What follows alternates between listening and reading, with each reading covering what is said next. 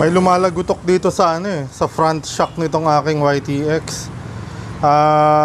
Siguro common ito sa mga katulad lahat sa ating mga naka YTX ng motor. So, I guess hindi lang ako yung nakaka-experience nito.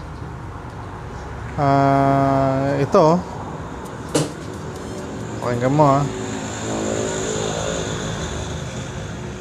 Usually, pagka yung nabigla ka ng preno, ngayon wala.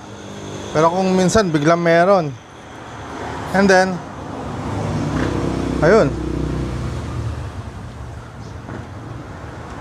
Kadalasan pagka yung, lalo na pagka yung may humps o kaya biglang may lubak, ganon. Doon ko na-experience yung ganon na